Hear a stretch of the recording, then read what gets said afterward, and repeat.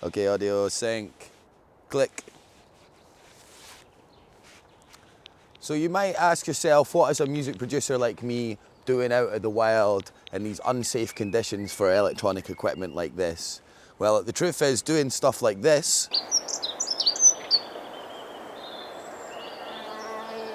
takes away from the monotony of being in a dark room all day, editing things and looking at screens. So I've gone absolutely stir crazy. I've left the studio. I've got into field recording. I've decided to build a sound library, basically sample pack, sound library, whatever you want to call it. This is going to be for like post-production purposes. It's going to be for music producers. It's all sounds based around my home country of Scotland.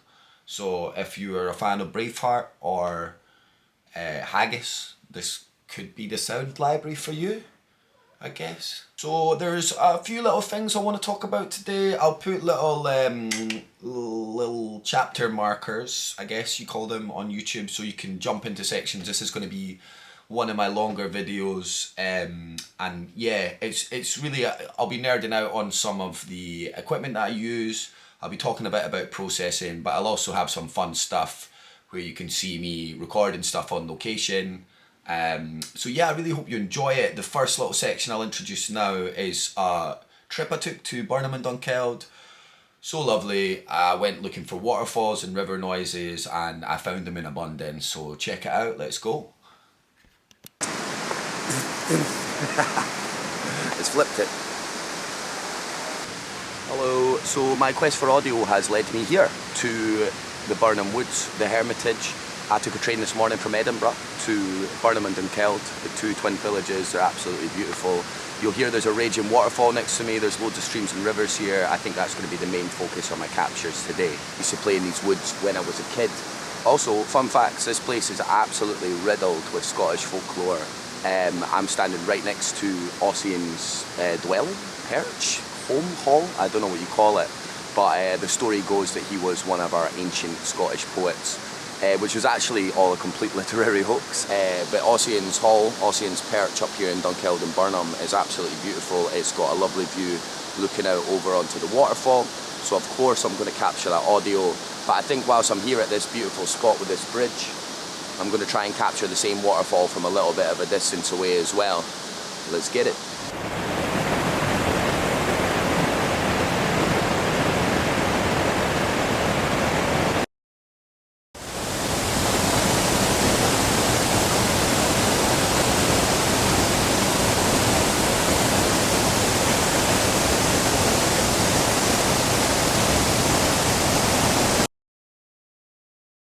So I found this fun little spot here. It's a river. It's a little bit of a shallow bit, but there's a little bit of break. So a little thing I like to do when I'm recording rivers like this, I like to capture things quite wide, so I use an ORTF pattern. You guys will see it in action. Listen to this.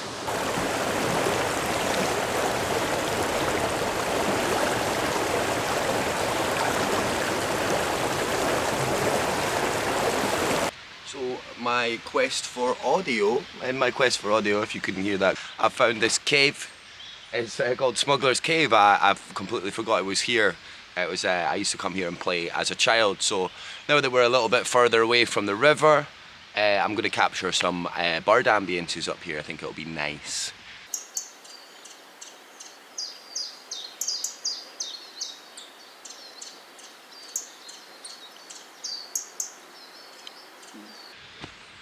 There's a fun hint. If you're recording near a river, set your high pass up to about 100 Hz and cut off all the bassy noises of the river.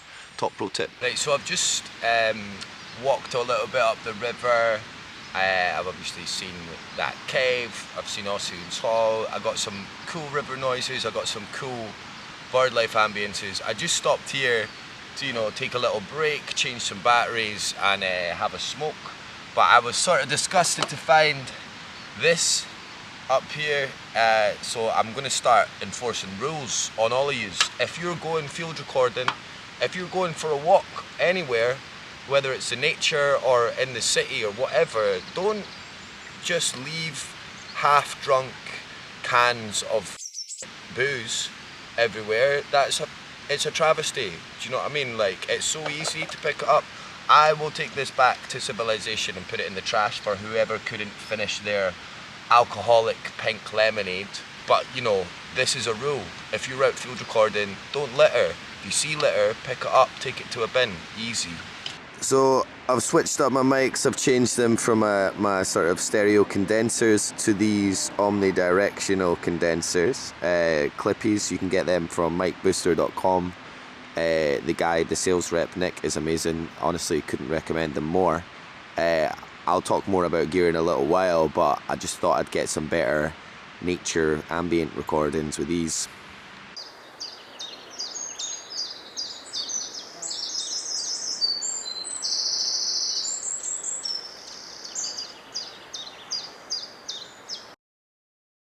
Right, so that was fun and successful. I got a lot of good audio recordings. I'm just sat here by the River Tay, which is a wide sprawling river. I'll catch that audio as well before I go and get my train back to the city. I've just sat down here by the cathedral to enjoy a little bit of this pork and black pudding and sausage roll from a local baker in the corner. And some of these locally sourced and grown blackberries. They're absolutely massive. I'm really excited. I've not tried one yet. Holy mackerel, that's incredible. So yeah, I know I've talked a little bit about microphones during this, but I'm going to call this video an end, this part of the video an end here. And yeah, I'm going to talk about my gear a little bit more in the studio that I use to make this sound library. Let's do it.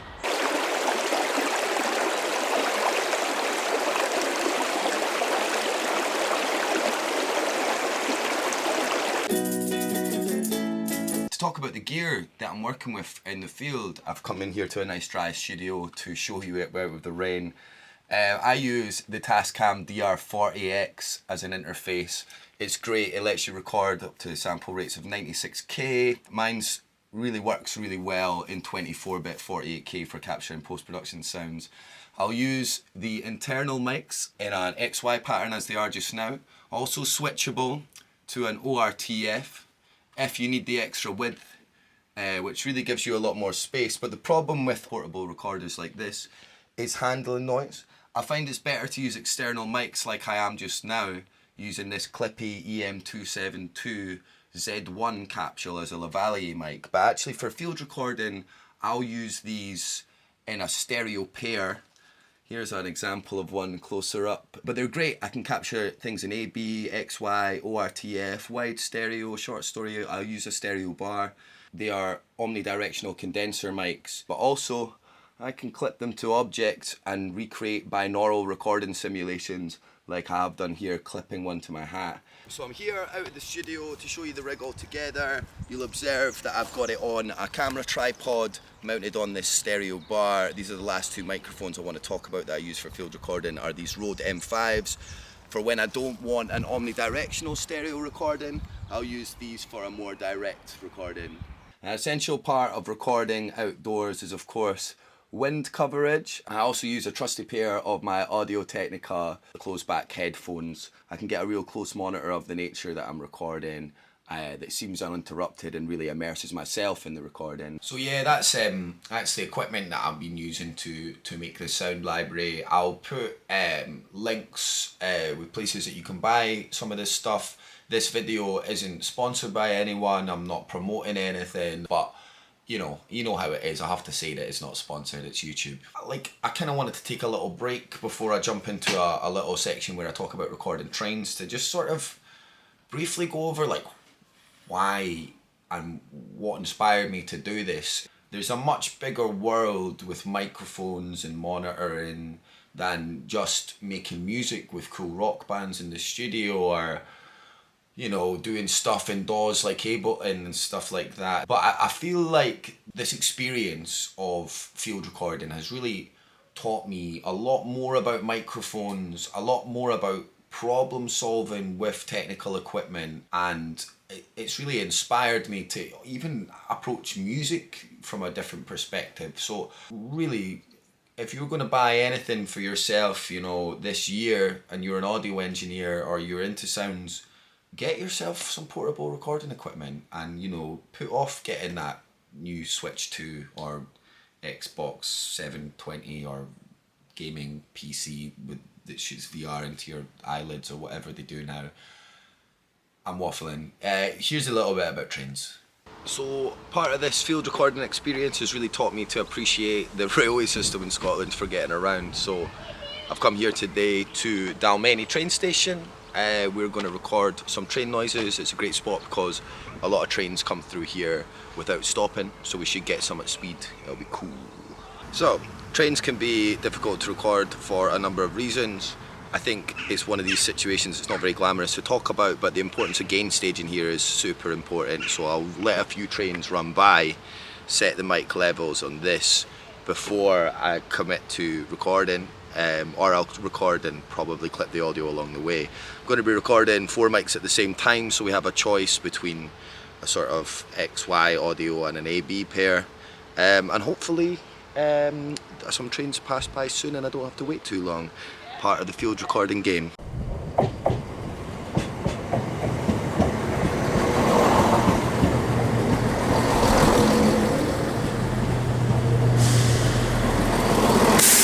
Yeah, it was just kind of as I thought. I got a fairly nice recording, but it did clip when it let out this big exhaust like noise. I don't know what that's called, but we're going to try again, slightly lower gain stage with all 4 mics running, and let's get it. What are you doing? Oh, I just recorded some trains. Oh, right. Yeah, trying to get some nice train noises. So you went here to... They just love watching trains. Oh no, it's good fun, isn't it? Oh no, you're absolutely fine, honestly. It's all good. Nice to meet you guys. Hey, have a good day.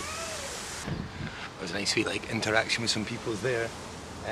That's one of the things when you're out field recording. Remember, if people are trying to talk to you, don't be a about it. You know, you're just there to record audio. Everybody has the right to enjoy the station wherever you are, the nature. So just remember to be courteous to people.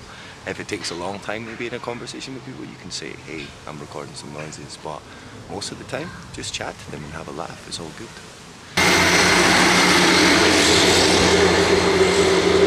Clipped it again. I keep clipping on the gain staging and I'm not getting enough time to set a proper gain stage, so what I'm going to do is set up like a dual record mode on the TASCAM where I'm recording one signal at the gain stage that I'm setting and 1 6 dB quieter, and that way if I clip my audio I'll still have the one in that I can use. Hopefully a train comes soon.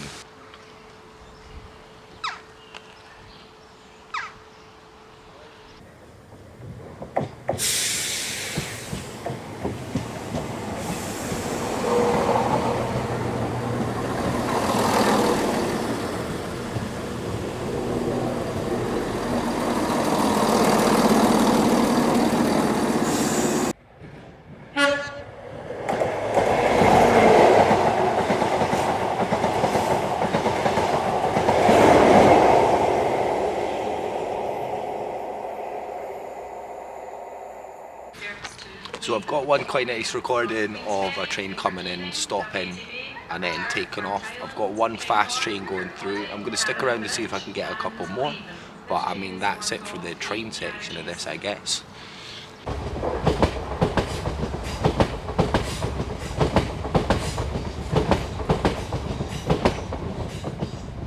It's foolish to believe all the audio that we can hear in movies and things like that are just straight recordings. As much as we can be lucky sometimes in the field, capture something that straight away has the excellence and immersion we're looking for, more often than not we have to process things. So if you look here at my Pro Tools session, I'll put it up on the screen, you can see in my clip list I have multiple files that I've named, organised. I've included if they're stereo, 24-bit, 48K, what type of recording it is, is it ambience, is it to be processed for footsteps, for Foley, etc. Now the first and most important task is you want to take away the little bits at the start of your recording where you're introducing the recording. You want to take away end bits maybe where you've gone closer to the mic to turn it off and you've made some noise. And then I will go through, as you will see here, channel to channel, processing every sample with what it needs, whether that's standard Pro Tools EQs, whether it's a bit of dynamic EQ. I use TDR Nova, I really like that, it sounds great. I'll use compression. I'll do a lot of high passing, low frequency noises from traffic just to make the audio captures much more representative of what they aim to be, I guess. I guess.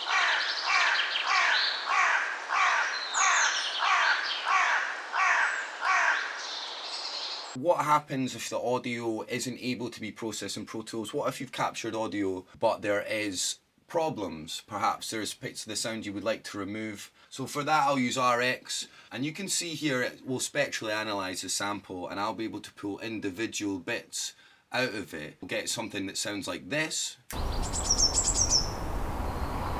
and we'll turn it into something that sounds like this. See, full isolation, as I'm able to pull an individual piece of the spectrally analysed sound out and export it as its own waveform.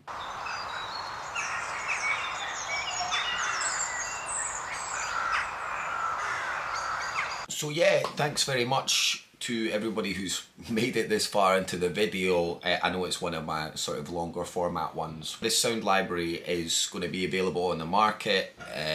I'm putting it out in August. I'll put a link to the little cinematic trailer I made, maybe here, I don't know how YouTube works. Yeah, it's got much bigger than I thought it was going to be. I've been working on it for 6 to 7 months now. I'm getting at least out a few times a week in the nature, recording in the city, getting industrial sounds. I also have a lot of musical samples, sort of my compositions within Scottish folk music ideas. They'll be exported at 44.1 for music producers, whereas the sort of ambient noises, the Foley and the one-shots and stuff that I've recorded will be at 48K. Kind of standard in those industries. So there's a little bit of something for everyone, but obviously now music producers work in 48K now as well. I'm here for it, the future's here, so it's all good. I use this kind of, these sounds in a quite an aesthetic and musical way, but there's a lot here for people who are needing to put audio to scenes from Scotland and, you know, other places similar, like a Scottish river maybe sounds the same as a river in Colorado, I don't know. I just really want to say that if you're putting together a sound library yourself, and I would recommend working on it, that you got to learn a little bit about copyright and end user license agreements. You'll be able to read all of that on my website over at STOOPLIFErecords.com. You know, think about your market price, think about promotion and all that stuff. I know it's a little bit boring to talk about and not very glamorous at the end, but I put all the cool stuff in at the start of the video so people would watch it. Thanks again for watching this far. If you have, I don't want to say like and subscribe, so hit me with the buttons or whatever. And yeah, thanks very much. Big love. Cheers.